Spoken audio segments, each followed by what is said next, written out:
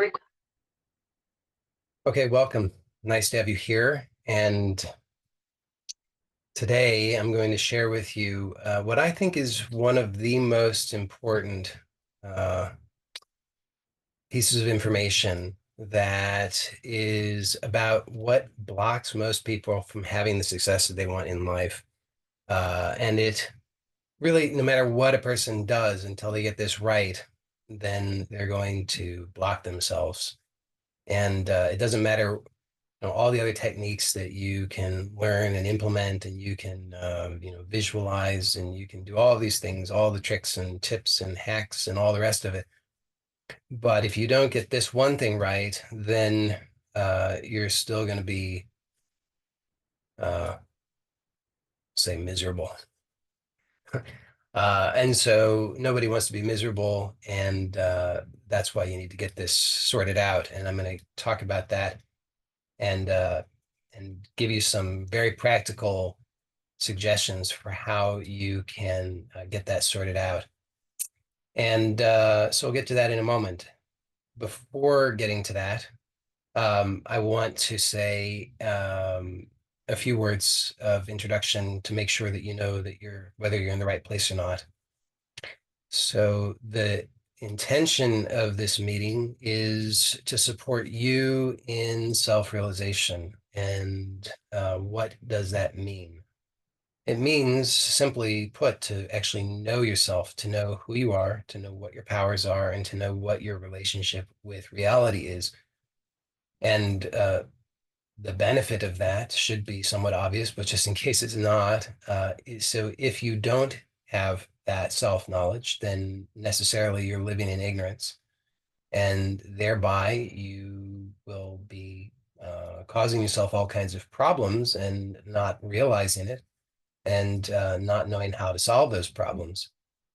So having that proper knowledge of yourself and your powers and your relationship with reality helps you to solve those problems, which is pretty good. And it also helps you, I think, most importantly, to connect with your own divine qualities, which are the underlying fulfillment that you're really seeking for, which manifests in ways such as peace, harmony, love, abundance, health, wholeness. So all the good stuff. So that's the overarching intention here. And each week I talk about that in certain specific ways in order to give you uh, some helpful information and some practical guidance on how you can achieve those results. So today, as I said, I'm going to be talking about this one underlying thing that, from my perspective, is the main obstacle. There are many obstacles, so I'm not saying this is the only thing, but this is one of the main obstacles, or it's a very important key obstacle. So, excuse me, even when we achieve certain kinds of success, be those material success or relationship success or spiritual success, whatever kind of success, however we understand that, that success will tend to be limited and or short-lived if we have not sorted out this underlying issue. And so that's again why I think it's really key and important. Before I get to that, though, I do want to just cover some of the basics because like I said, getting this piece out of the way, this thing that's the obstacle that's blocking a lot of the goodness that could otherwise be manifesting in a stronger way in your life. Resolving that is obviously very important, but there are some other sort of fundamental things that I want to cover just so that we're all on the same page, because I do talk about these most weeks, and I want to just make sure that I cover the basics, because having those basics reviewed over and over and over is really helpful because we don't need to have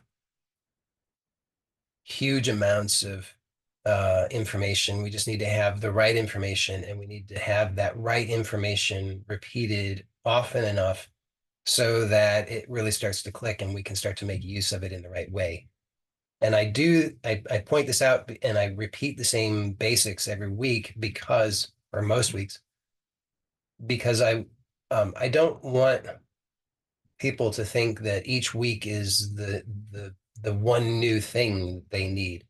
And then they are off in the weeds on that with that one new thing, thinking that that one new thing is going to be the one new thing that if they just do that one new thing, it's going to give them the all the results that they want.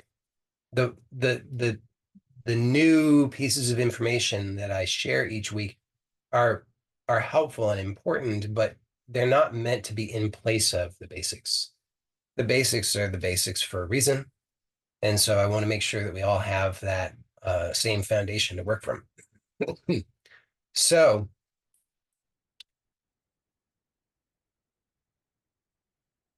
fundamentally, you are consciousness. Okay, so this is really important to understand.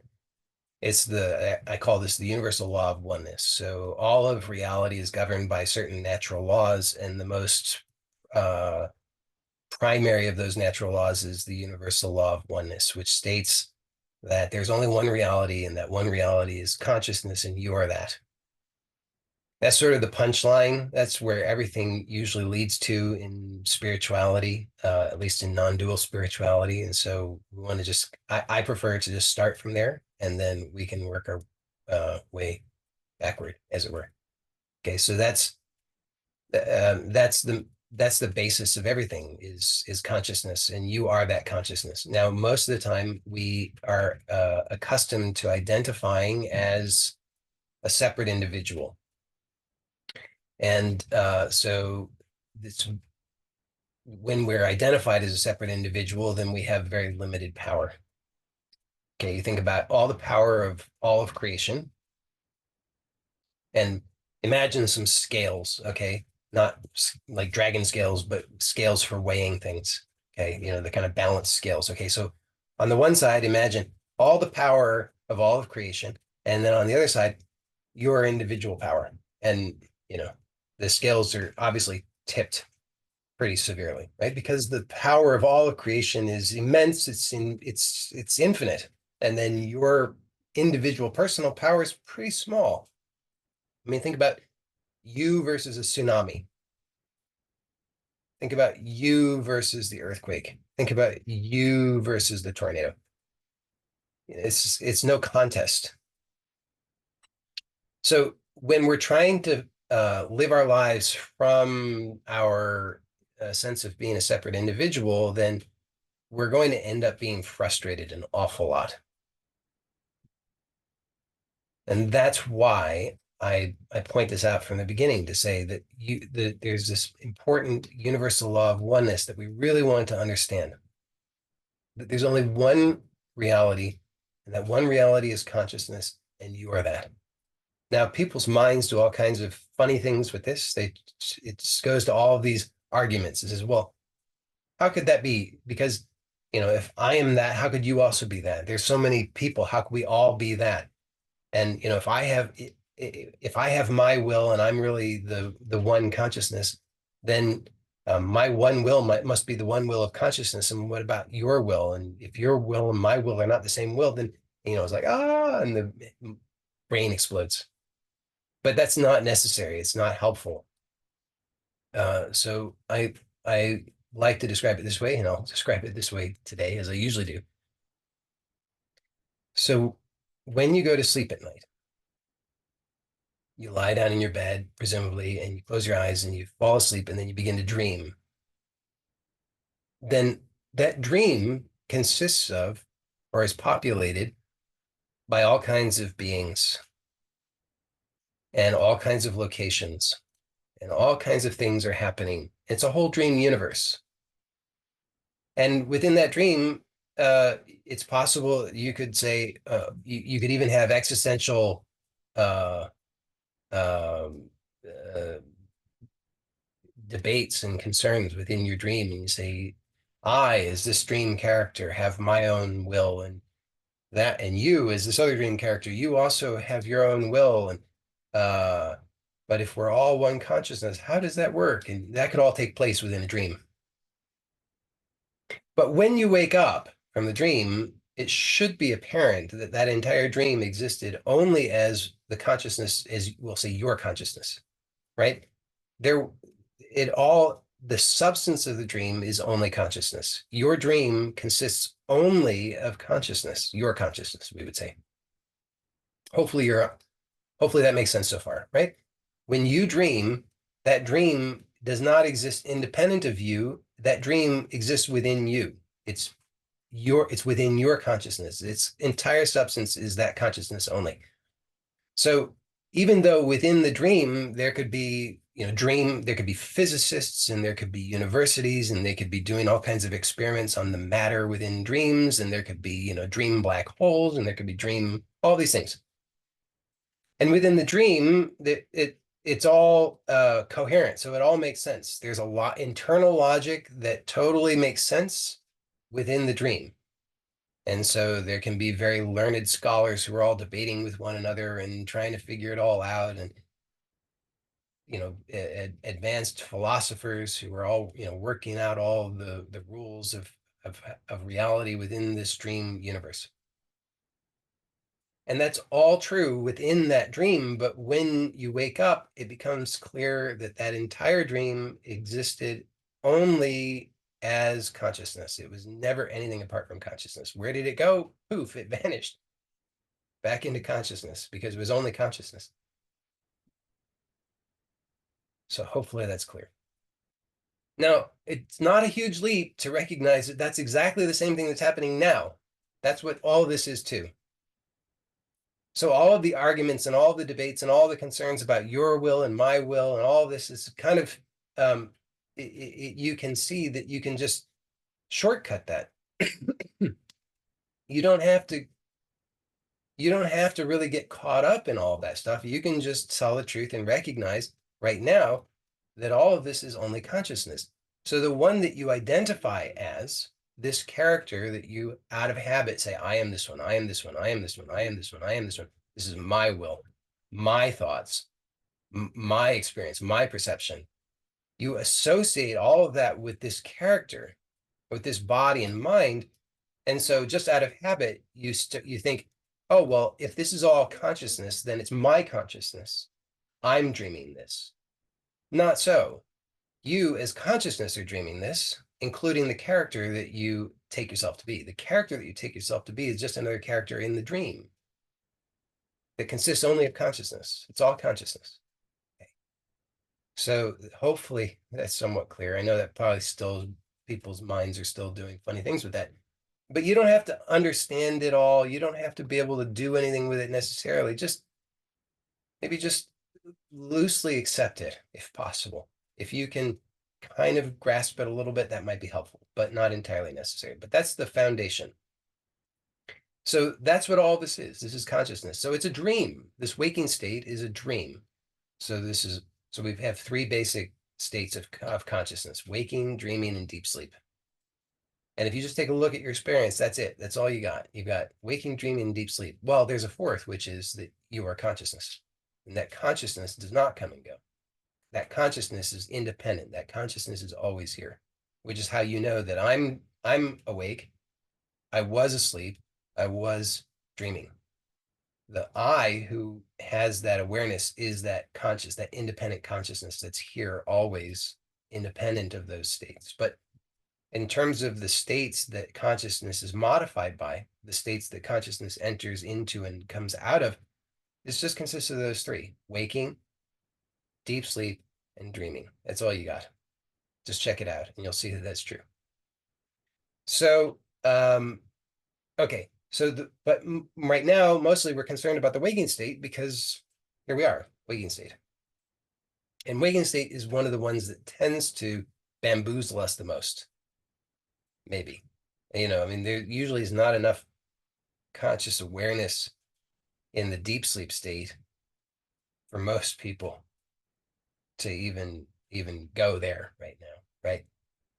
And dreams are you seem to be short-lived. The waking state is the one that seems to have a kind of stickiness, a persistence to it, And because of that quality and because of the more of a sense of substance to it, we tend to be bamboozled by it more. And so we struggle more with it.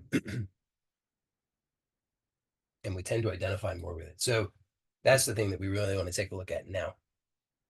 So okay, so then the next thing to take a look at is to understand, well, now that we know that this waking state is all consciousness, which it is, and it doesn't have some independent existence, so it's not like consciousness is aware of this waking state. I mean, that's true, but it's not that consciousness is aware of some independent thing. The same as consciousness is not aware of an independent dream. Consciousness is aware of the dream that is consciousness. It exists as consciousness, of consciousness, in consciousness, for consciousness, through consciousness. It's all consciousness, only consciousness. And so when the dream ends, it's poof, it's only consciousness. It's not then that we're aware that, oh, the dream is going away. It's not that there was some independent thing called a dream that I was aware of, but now it's becoming more and more distant from me as consciousness. No, the dream is only consciousness. It's just a modification of consciousness. It's consciousness vibrating in a particular way. And so the same is true of the waking state. So then we want to see, well, what is the what is the relationship and how what are the powers that one has? Because we see the problem, hopefully you can see the problem that if you're caught up and identified as this character within this waking state, then as I pointed out from the beginning, you're saying you're identified with something that has very limited power. And it seems to be you versus the rest of reality, which is, as I pointed out, the scales are tipped and not in your favor, right? If you are saying, yeah, I'm alone, I'm this separate individual alone in this great big universe, and I have certain desires and I want to fulfill those desires, good luck. Good luck. It's not going to work out very well for you. So, and I know some people are going to, people are going to, their minds are going to go crazy with that. And they're going to say, but what about the people who don't know and they still have success? Yeah. Forget about it. What other people are we really talking about? We're talking about, it's only consciousness. It's just like in the dream, you identify as a certain character. You're the totality. None of that exists apart from you. So all those others are just characters within the same dream. That dream is all consciousness. So same is true in the waking state.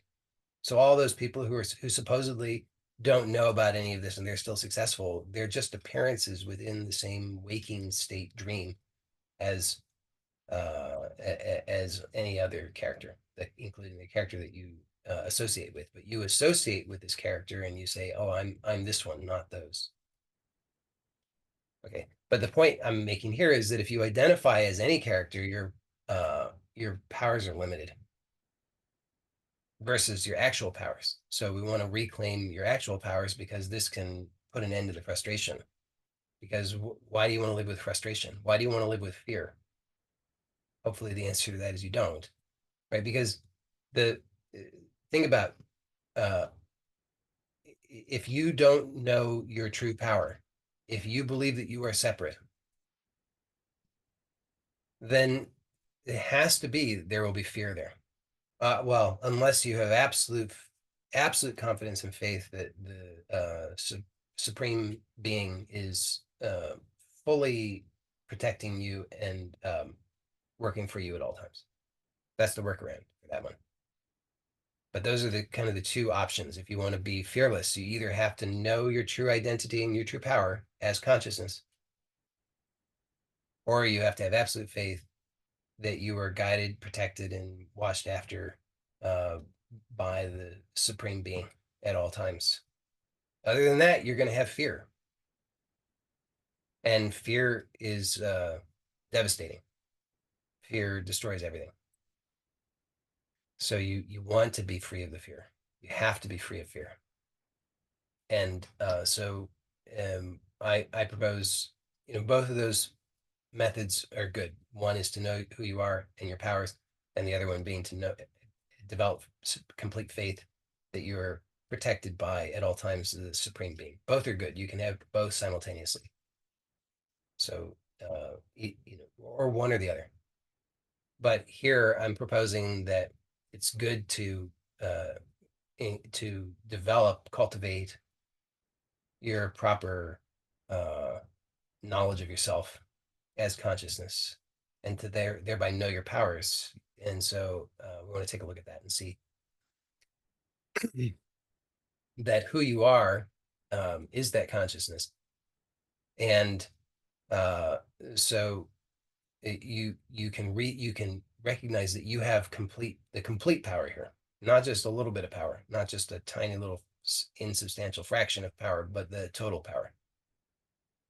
But then in order to understand that properly and experience that properly, you have to start to play around a little bit and detach from your limited identity, your attachment to this limited individual. Because if you're saying, I have the I have all the power and I am this individual, it doesn't really work very well because you as the limited individual don't have all the power. It's actually an impossibility.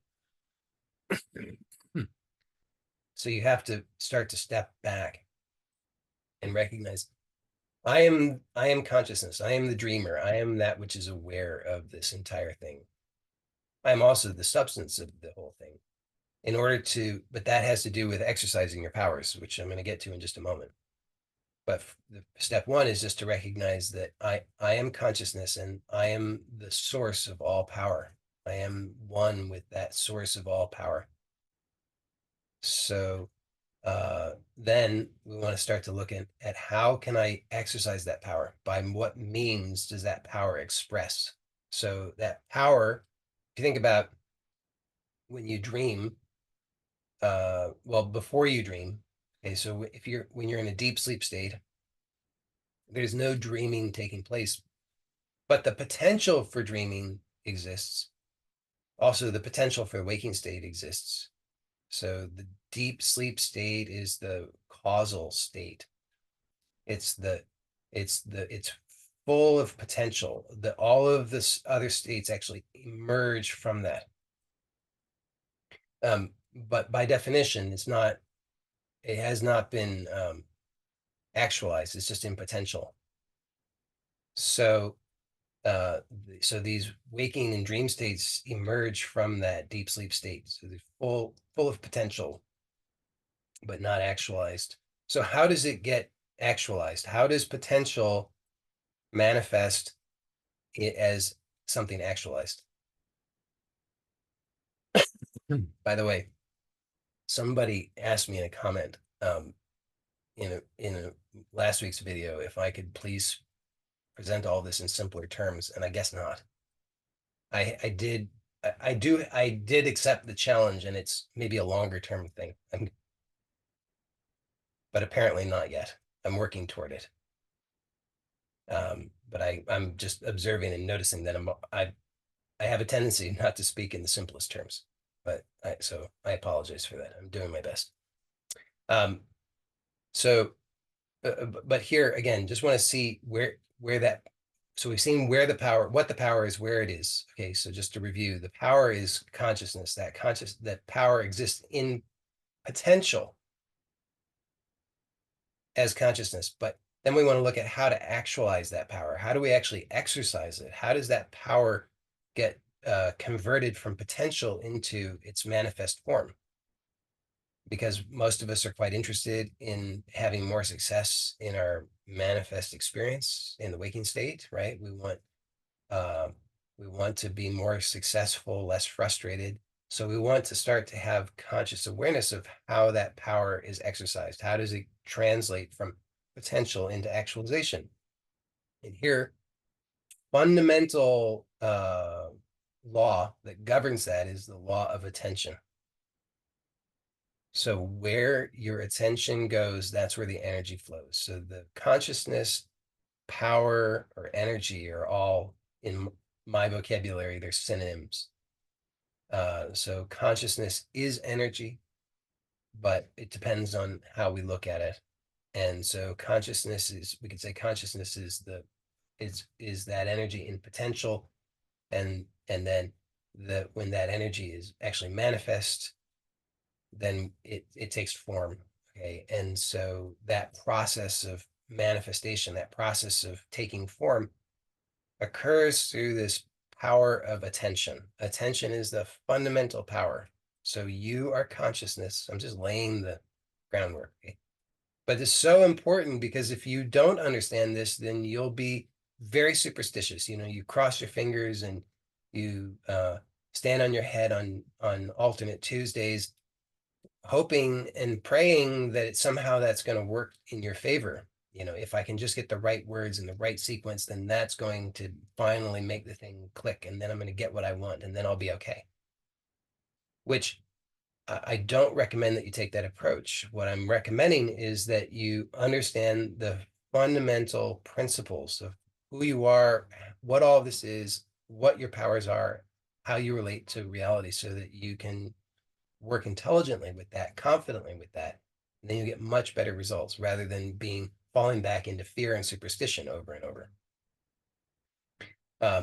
And then, by the way, once you understand the foundation, once you have confidence in that, then maybe some of the other tips and tricks are useful, maybe not. But that's why I over and over and over lay the foundation, so we understand how it's fundamentally working, because it actually can be very simple.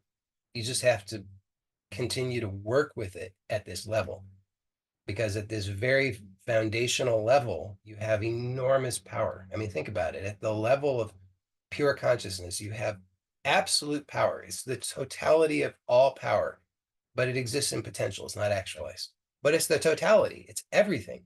There's nothing missing. It's absolutely complete. There's nothing whatsoever that is lacking. Everything that exists has its source here in this consciousness. That's the power of it. That's why I keep emphasizing it. So then when we work at this level, and we understand this fundamental power of attention, which is the means by which that power is actualized and made manifest, then we know everything that we really need to know in order to have complete success. To actually put that into practice is another thing, but we have all the knowledge that we need in a very crude form with just that much. So that's why I go over it and over it and over it. So your power of attention is your fundamental power as consciousness. And it is that what you put your attention on, that's where the energy goes, and that's what grows. So it's one of those things that's so obvious that it almost seems stupid to say it, but it's so important and so powerful. And our minds tend to just dismiss it as like, oh, I already understand that. I got it already. No, you don't. If you did, you wouldn't be here, right? You would have your own YouTube channel with 1 billion subscribers if that's what you wanted, because that's the power of this. I mean, 1 billion is, forget about it. You could have anything and everything when you understand this fully and you master it by putting your attention on it. Because again, at this level, think about it. All of this, everything, the whole of the waking state is akin to a dream. It exists in consciousness, as consciousness, of consciousness. It is only consciousness. So the mind says, oh, but it's so big. Oh, but it's so complicated. Oh, this, oh, that, and the other. And that's true at that level. But at the higher level, what's actually true is that it's all a dream. So in your nighttime dream, the same is true, right? In the nighttime dream, so much complexity, right? So much complexity. Think about it. In that nighttime dream, every being's heart is beating. Every being is having its own thoughts. Every being is taking actions in that nighttime dream. Every dream atom is having its electrons spinning perfectly in that nighttime dream. And that's true. So the same complexity exists in that nighttime dream. If you eat something in the nighttime dream, then that nighttime body digests that nighttime dream food and converts it into that nighttime body, into that dream body. So that's the same kind of complexity that's going on there. But notice that all of that is taken care of by consciousness, which is what is creating that dream. So your conscious mind does not have to know how all of that works. Very, very, very important. Your conscious mind doesn't have to know how any of it works. Your conscious mind does not have to know how any of this works now, right? You eat food, you put food into your mouth, you chew it, you swallow it. The intelligence of nature, the intelligence of consciousness knows exactly how to digest it.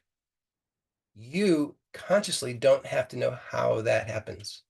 Not important, not required at all. But the mistake that many of us make is that we're so concerned with all that minutia of all of our lives, trying to solve all our problems at that level of detail where we say, oh, but I have to know what are the steps? Do I do this? Do I do that? Should I call this person? Should I call that person? Should I take that course? Should I take that course? What should I do? When have it all organized, forget about it. If you did that to yourself with most of the things in your life, you'd be dead. I say this over and over to people, right? It's like if you insisted that you had to know consciously how to digest your food before it would work, you would be dead. Fortunately, you don't do that to yourself. Please don't start doing that now. So you can stop doing that to yourself with everything else. Take a big step back and stay at this higher level, because then you have much more power. So that's the power of attention. When you can keep your attention on what you want, not on how, just on what. Just keep your attention on what, it grows. So whatever you want, and sometimes I get into the details. I won't today because I don't have that much time. But sometimes I get into the details of how to analyze and get to what it is, some clarity about what you want. You can go back and watch other videos if you want, and I cover that in more detail. But today I'm not going to go into detail on that. But certainly I will just say that whatever it is that you want, whether it's superficial or deep or whatever, I don't care, true or false, whatever it is that you put your attention on consistently, that's the key, consistency, without sabotaging it. That grows. And you're doing that all the time. That's so important to understand. It's not saying that you can learn these things and then you can manifest. You can learn these things and then you can manifest consciously. But you don't have to learn any of these things in order to manifest, because you're already manifesting, because you already have these fundamental powers, because you already are consciousness. So you're doing it all the time. You can just start to notice that. You can start to notice that you've been getting exactly what you've been putting your attention on. If you say, I don't want this, I don't want this, I don't want this, I don't want this, guess what? There you go. You just got it. Because you keep putting your attention on it, and therefore it's growing. Whatever you put your attention on, that's what you experience.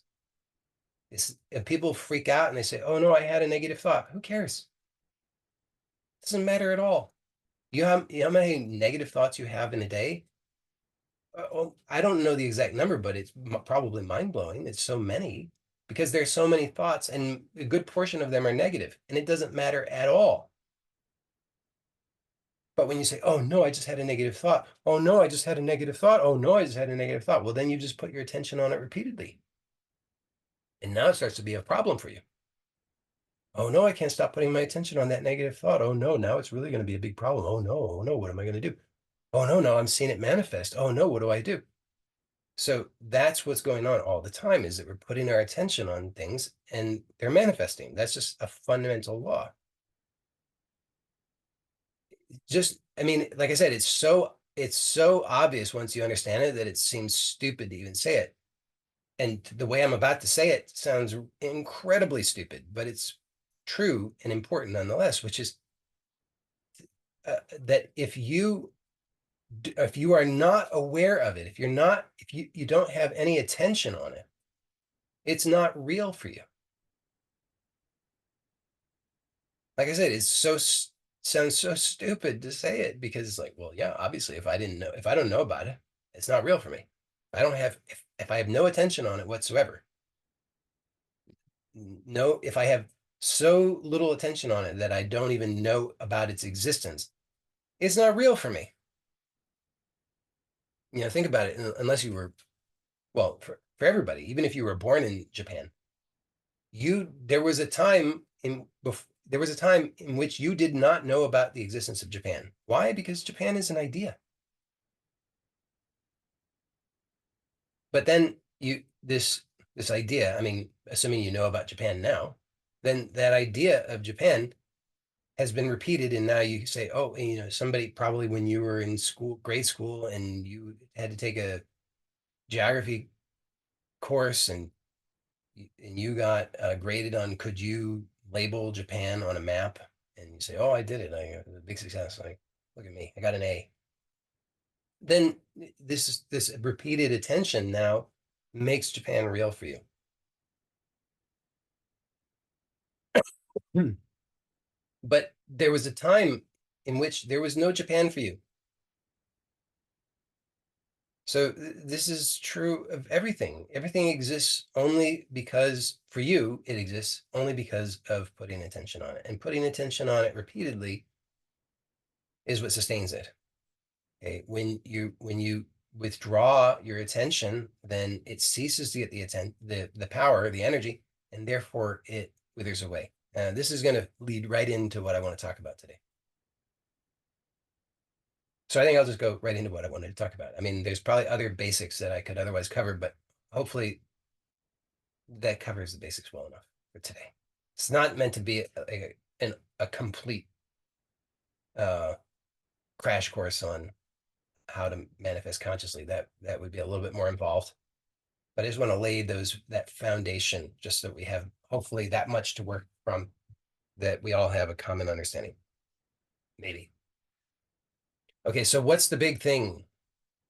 What's the big thing the big promise for today? The big promise was that I was going to see if I can remember. I was going to share with you this very important fundamental thing that people are doing that is sabotaging their positive efforts in their life. Because until you, well, like I said, until you get this right, until you get this straightened out, you're either going to block your positive results entirely, or you will end up making them short-lived. And that big problem is could term it many ways. I'll just keep the suspense going. So we could call it a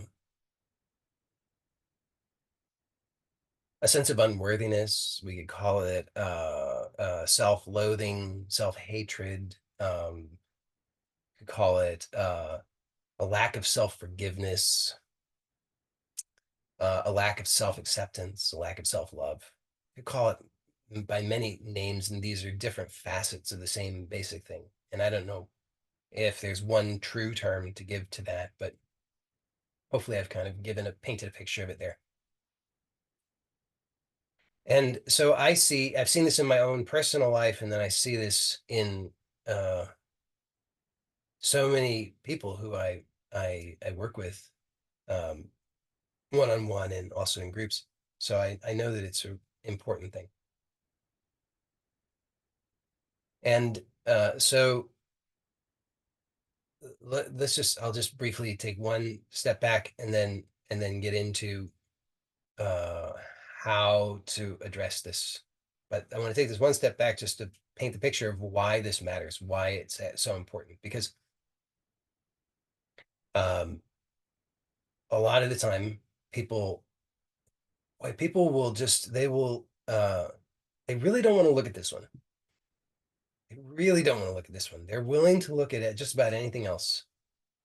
Just about anything else. That if their arm is really twisted, they'll finally say, okay, I'm willing to forgive other people.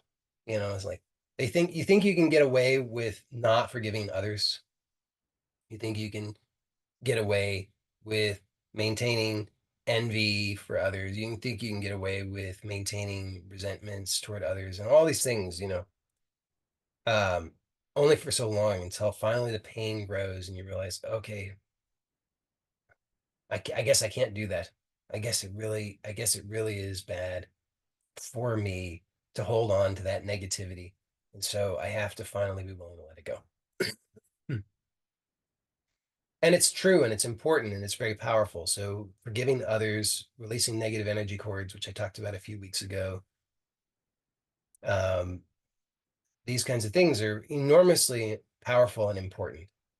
But also true that self-forgiveness, self-acceptance, this is also incredibly important, at least as important, if not more important. And yet people really don't want to look at it. I've just seen this on both again, for myself and in others. It seems to be like this is the last thing that people want to look at. They're willing to do very elaborate things. People will do a 10-day Vipassana retreat. People will fly to the Amazon and take and drink ayahuasca for 3 nights in a row, vomiting their guts out. People will people will go to prison. People will do so many things, but not this. Not self-forgiveness, not self-acceptance. Um, but this is better. It's easier. It's faster. It's to give you better results. So much easier, cheaper, less dramatic. It's better. So that's why I'm bringing it up.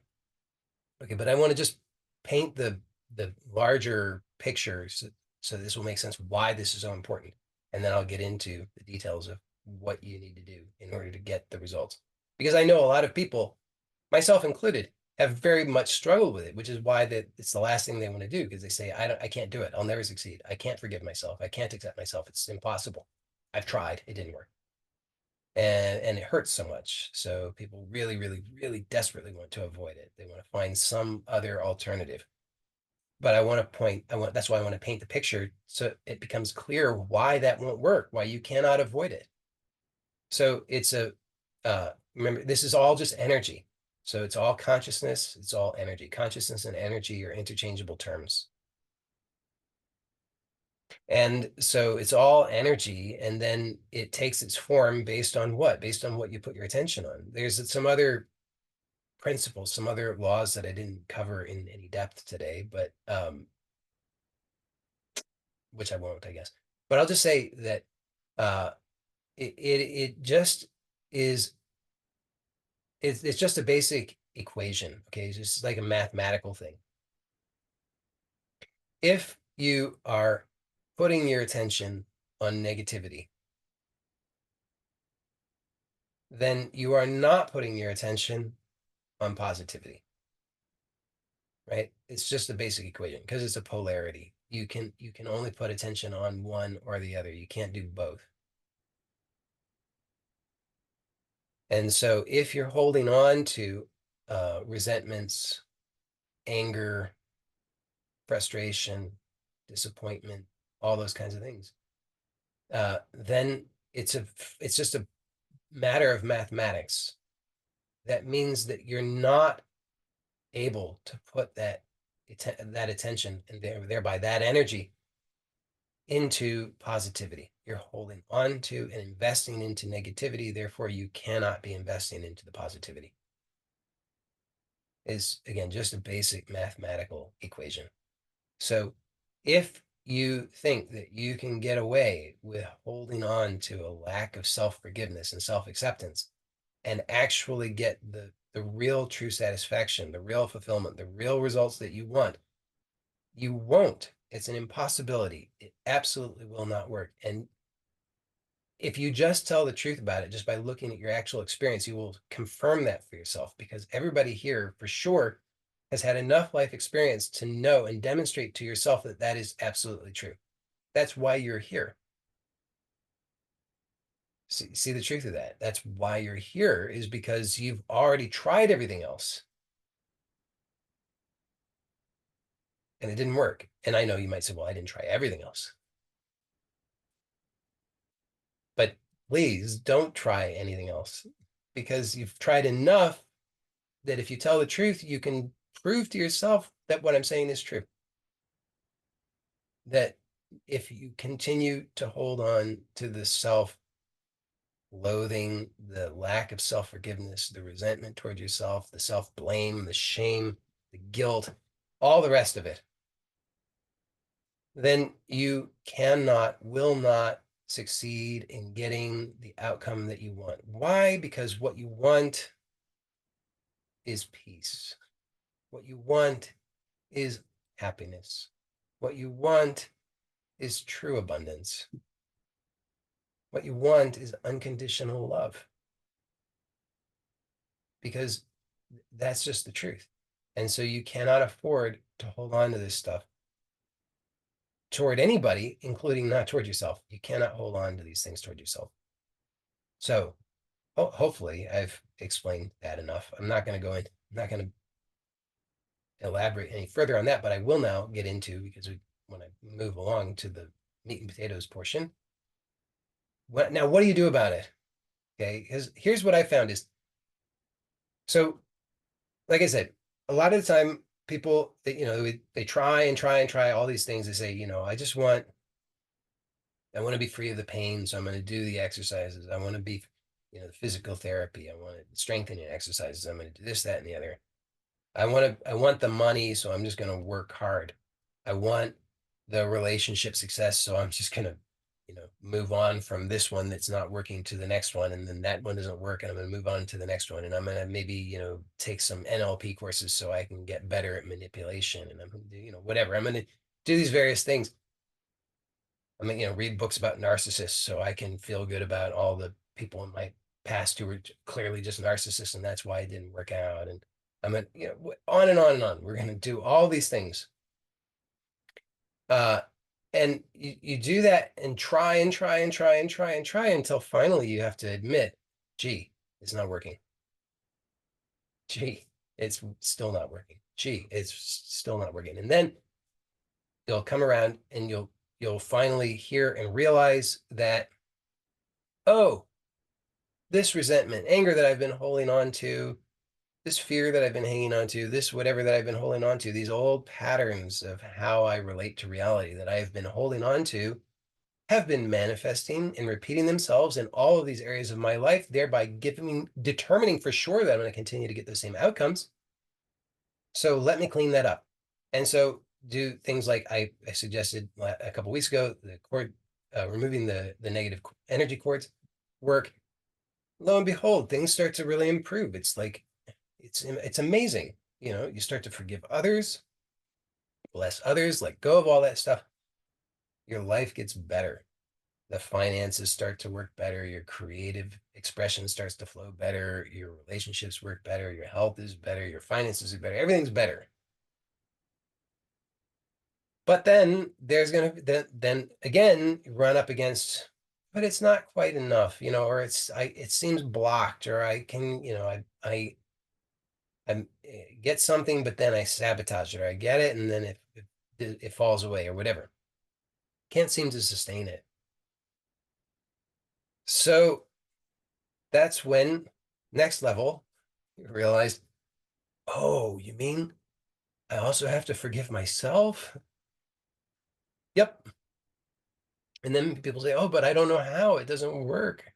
I'll never be able to forgive myself, because here's the thing.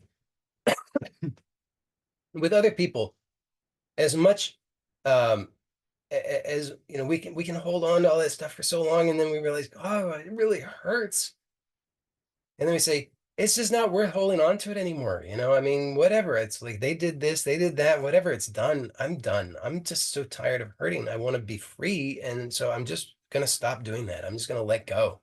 You know, bless them. Let go. May they be free. May I be free. May everybody be healed. God, you do your work. I'm done trying to manage the whole thing. Amen. And you just practice that. And then, like I said, lo and behold, you realize, wow, things are really much better in my life. Okay. But then with ourselves, we say, that won't work, because I know that I really am, I really did do all these terrible things. And with the other people, we don't know 99% of the terrible things that they've done, because you can't, because you're not them. But with you, you know everything, right? You know every last little nasty thing about yourself, the thing that the thing that you thought when you were in sixth grade, and the thing that, that anonymous letter that you wrote to somebody, and the whatever, all the every last little nasty little detail of everything. And so there's one thing, is that it's just the immensity of the data. You just have a lot more data against yourself. Plus, it's harder to give yourself the benefit of the doubt, because a lot of the time you're like, I really was a scumbag. I really did mean it. I really, really was a jerk. I really was inconsiderate. I really was cruel. I really was vindictive. I really was all these things. Really was incredibly selfish, and whatever. So you can't offer yourself the same benefit of the doubt as easily. So I think these are some of the reasons why we find it more challenging to forgive ourselves. But here's the good news, that still fundamentally the same approach works. You just have to be willing to get out of your own way. You just have to be willing to stop believing your own limited beliefs. You just, because it's your own limited beliefs to say, I can't, it's impossible, it'll never work, I'll never succeed. I'm somehow fundamentally different. I'm unforgivable. I can't forgive myself. You just have to stop believing that. You have to stop accepting it, because up to now, to the degree that you have not completely accepted and forgiven yourself, I can guarantee that you stopped short because of you accepted those beliefs as true to some degree. You stopped short when and where you've said, okay, I believe it. It won't work. Oh, it won't work. Therefore, you stopped. You give lip service to it once. You say, I love him. I love and accept myself. I forgive myself. Did it work? No, it didn't work. Well, I guess that just proves my working theory, which is that I'm fundamentally unforgivable. Okay, I'll try something different now. But if you stop believing your own lies and you persist, then I promise you'll get results. So here's how I recommend that you approach it. It's not really fundamentally different from the exercise for removing negative energy cords. It's the same basic thing. Okay, so step one, just realize I hurt. I hurt because of all of this stuff that I'm doing against myself. Who else is doing it? Who else is doing the guilt? Who else is doing the blame? Who else is doing the shame? Who else is doing all the self-hatred? It's only you. It can't be somebody else. So you just have to say, look, I am so tired of this hurt, and I'm ready to stop doing it to myself. You have to be willing to see that, right? So just keep telling the truth over and over and over. Every time that you're hurting, just tell the truth. I'm so tired of the pain. I'm ready to be done. I'm ready to stop doing this to myself. Because if you don't see that, if you don't tell the truth about that, then you'll probably just keep on doing it. Because otherwise, just how it is, right? It's a habit. You just keep doing it until you can see that, boy, this really sucks. This is really awful. This is intolerable. And I'm doing it to me. Therefore, I'm done. I'm ready to stop. God help me, right? It's always helpful to throw in there, God help me, but mean it. Like, you have to really mean it. Don't make it a throwaway. Like, really sincerely mean it. God help me. I'm ready. I am so ready to stop hurting myself. Please help me.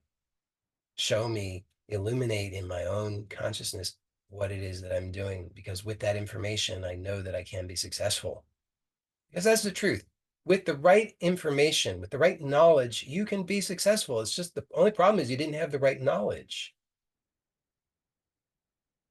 When you know exactly how to do something, then you can be successful. It's just until that point when you don't have the knowledge that you think you can't be successful, but you can once you have the knowledge. So you just need the knowledge. So you just say, please illuminate in my mind what it is that I'm doing so that I can stop doing that to myself. So that's okay. You just have to. So that's step one, is to acknowledge the intolerable pain that you're causing yourself through these habits of self-abuse, self-inflicted pain. And then to choose, I same kind of thing. Just notice the same thing as with the negative energy cords, to feel it, notice how you're doing it to yourself. It's a feeling that you're doing, and that any doing, any action. So let me just take a step back because there's something really important there. Uh, all feeling is doing. All feeling is doing. That should be one of those little things that gets quoted and shared on social media. All feeling is doing, but people wouldn't understand it. But all feeling is doing. So important, because otherwise you think, oh, the feeling is happening to me. Feeling isn't happening to you. You're doing the feeling. You might not be aware of how you're doing the feeling, but you can become aware of how you're doing the feeling. And when you are aware of how you're doing the feeling, you can change it. So that's why it's so important to remember that all feeling is doing. And who's doing it? You are. You just forgot that you were doing it, but you can become aware that you're doing it. You can become aware now. And how? Just by putting your attention on it, right? So you just notice the feeling, feel the feeling, put your attention on the feeling, and then choose to release that feeling. Not to get rid of the feeling, not to fight against the feeling, not to reject the feeling, nothing like that, but just to release the feeling, or to put it another way, to release the resistance to the feeling, to release the gripping around the feeling, to resist the thing that you're doing, the tension that's involved. Because remember, all feeling is doing, and all doing is tension. All doing is tension. If there's no tension, there's no doing. There's an absence of doing when there's no tension. So all doing involves tension. In order to undo the doing, you release the tension. So notice the feeling. So right now you can follow along. Notice the whatever it is, the self-blame, the guilt, the shame, the self-loathing, the whatever it is. And notice that it hurts.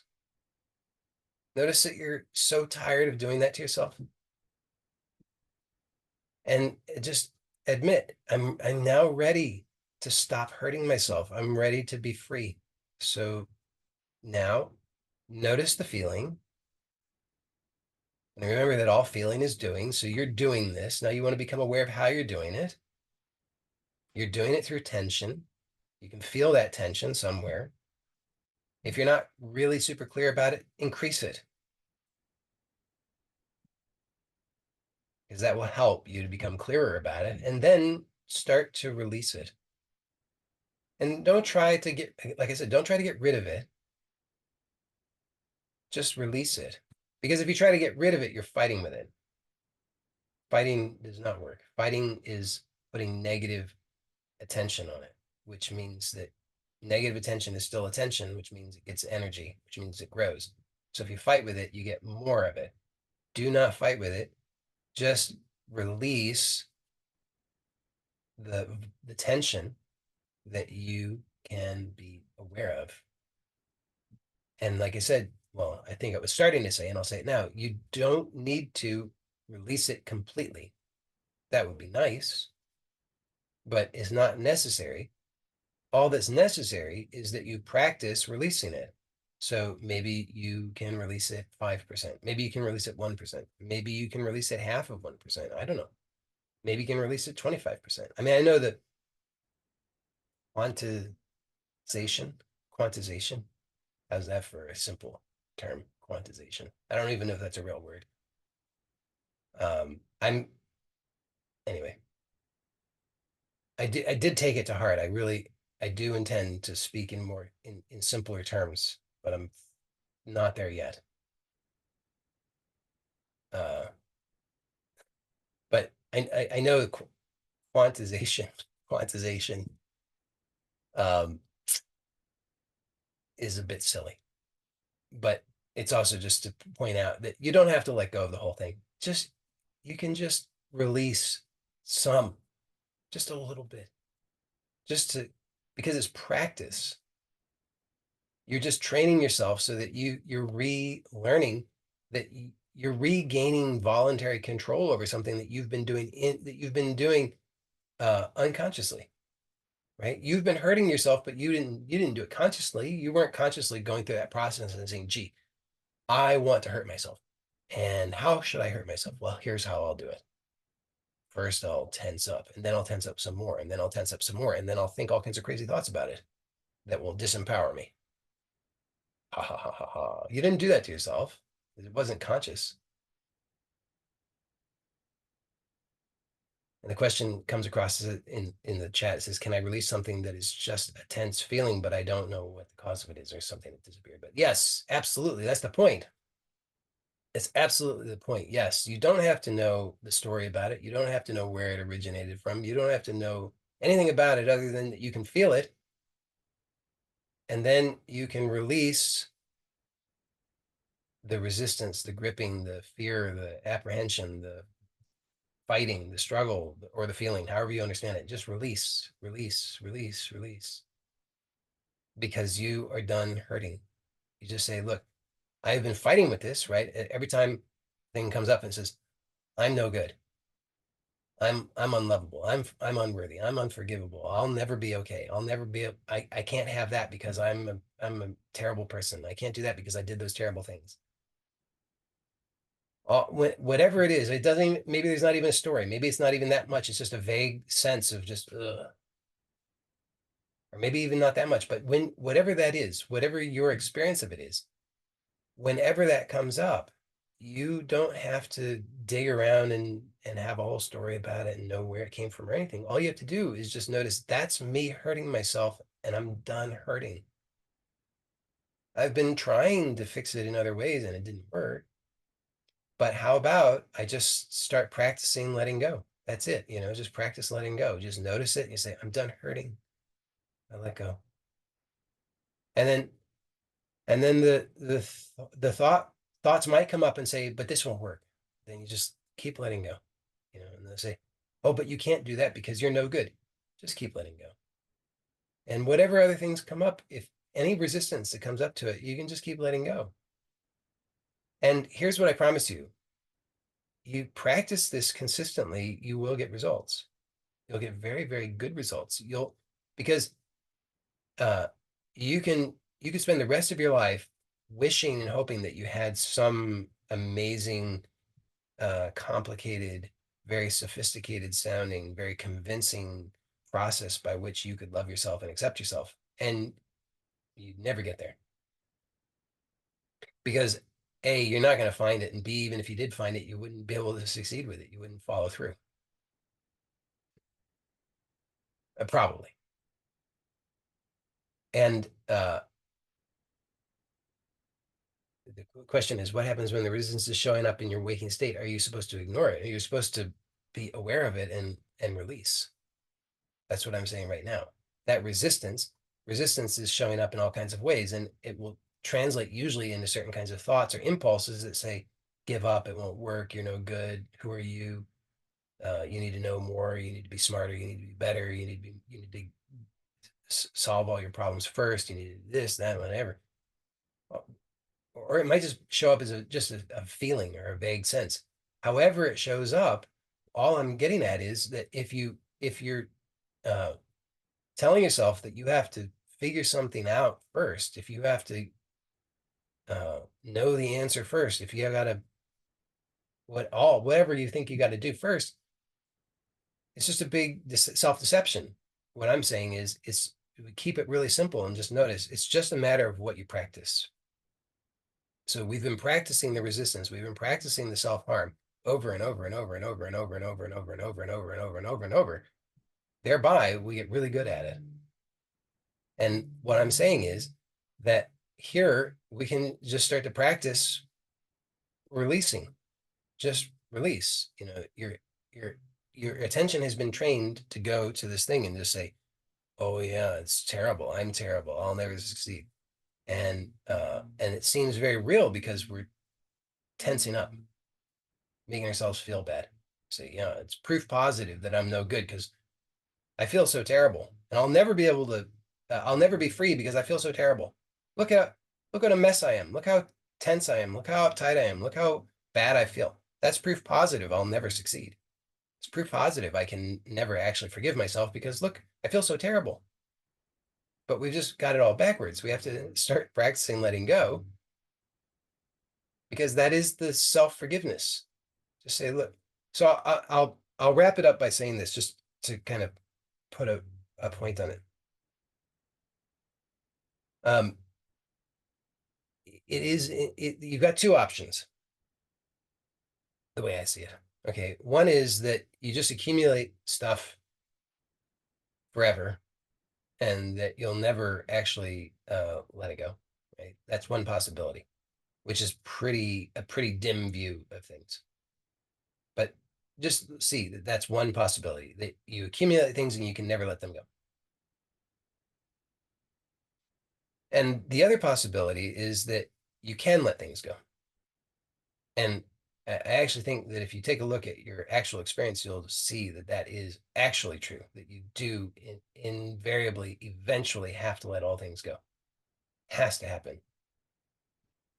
Even if you subscribe to the notion of multiple lifetimes, eventually it has to be let go, whatever it is. You can't carry it forever because forever is a really long time. You can't carry it forever. So, I mean, if you very deeply subscribe to the notion that you can never let anything go, that you just accumulate things, then I guess I can't really help you. That's then you're on your own. But assuming that you accept that things can be let go, then I look at it this way: why wait? What are you what are you waiting for? I'm speaking to myself as much as you, right? What are we waiting for? When are you gonna be willing to forgive yourself? When you're perfect? Gee, that's not gonna happen. Sorry to break it to you. I mean, you're already perfect, but you're perfect at the level of perfection. You're not perfect at the level of that you identify as, because at this level, by definition, at the level of differentiation, you're this, not that, which means that there's limitation there. So if you're saying I have to be perfect before I can love and accept myself, then you'll never get there.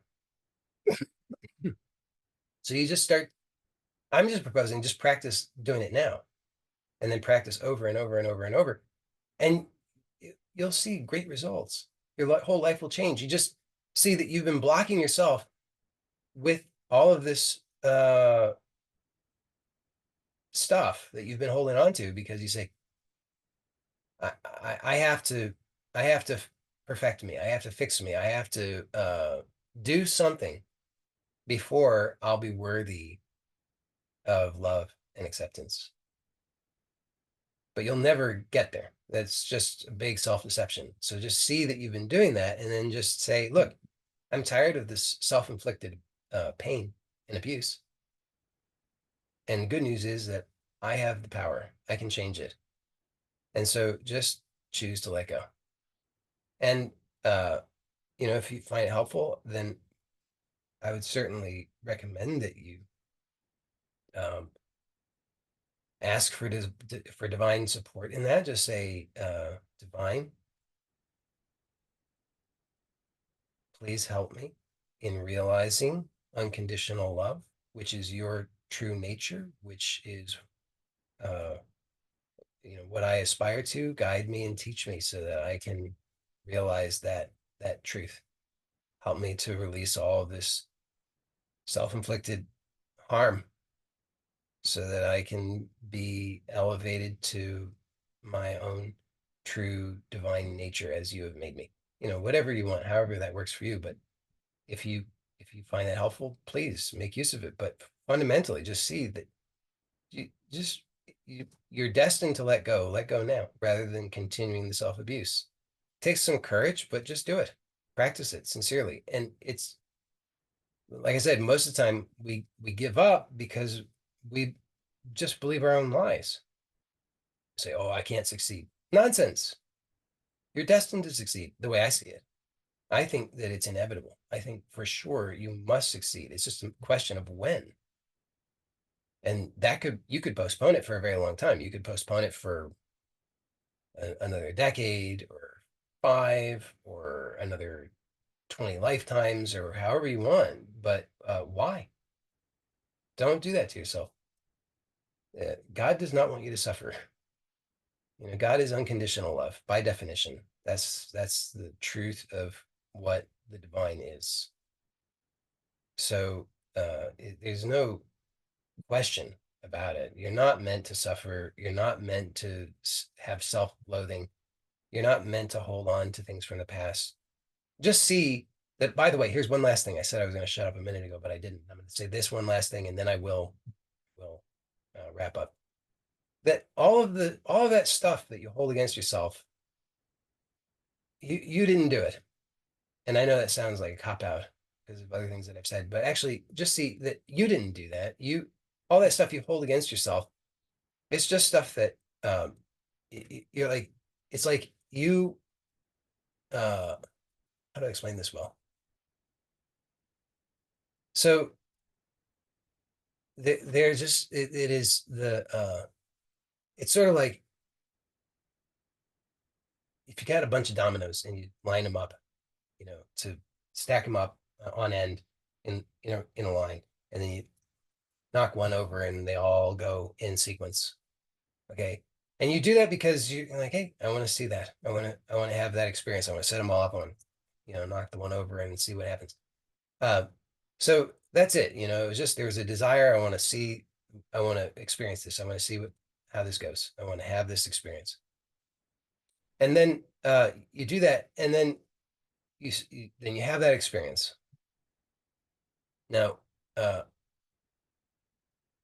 if you then say you tell a whole story about, oh, but I'm this one domino in that sequence, and I knocked into that other domino, and I hurt that other domino, and that was wrong of me. I shouldn't have done that. What a terrible domino I am. This bad domino. I'm unforgivable. It's totally unacceptable. I should know better. You just go on and on and on and on and on and on. What good comes from that? And you didn't do that because you're not the domino. And consciousness, or the one who set up the dominoes and knocked them over, is beyond all notions of good and bad.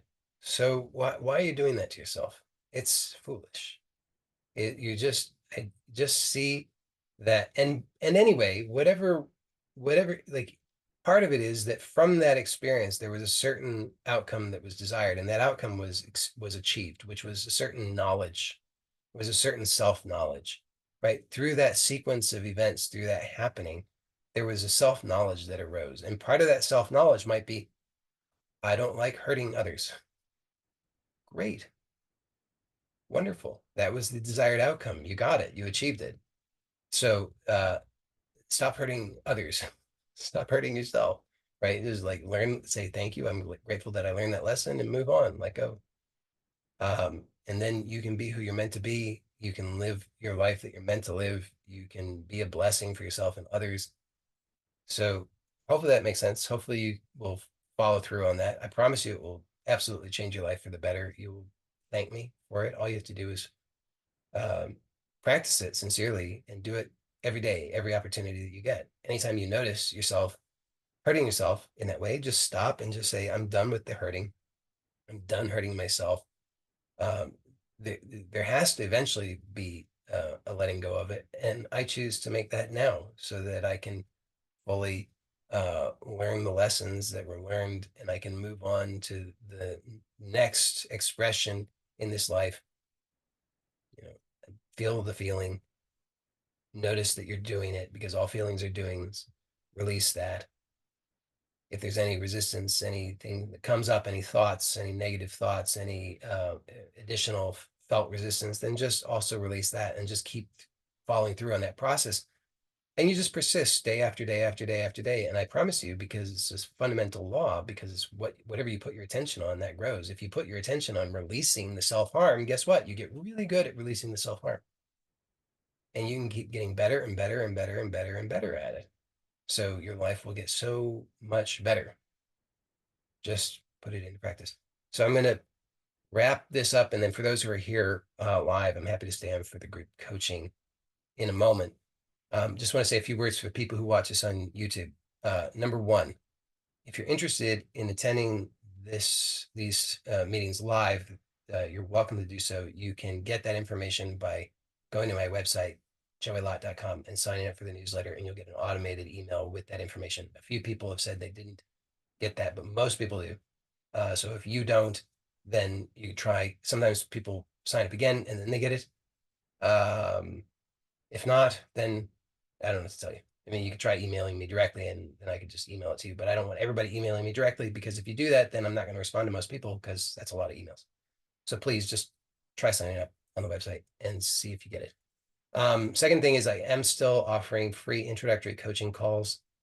If you're interested in that, you can go to my website at joeylott.com/intro, INTRO, and I'll also provide the links in the description below on YouTube for all of this.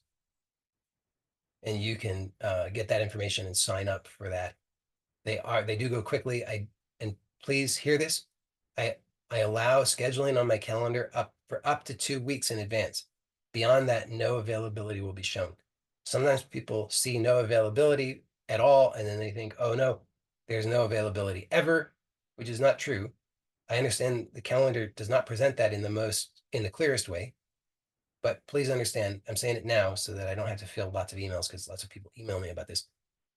If you don't see any availability, it just means all the spots for the next 2 weeks have been taken. But if you check back on the next weekday, new spots will be available. Now, you might not get there in time to see them and grab them. And I understand that can be frustrating or whatever, but that's how it works. Uh, and there's also a wait list for people who want to be on standby when there are last minute cancellations or other availability. So you can take that route. Okay, so there's that. And then also, last thing, for those who are interested in a guided, systematic, supported approach for organizing a very simple, practical daily routine that will help you in all areas of your life to have more inner organization, more clarity, more peace, or harmony in your life, and to be able to manifest your life consciously better. You may be interested in the Manifesting Truth program. It is a paid program, and you can find out more on my website at joeylott.com/manifesting-truth. And I'll also provide a link in the description below. So that's it for now. To those who are on YouTube, see you next time. And for those who are live, stay on.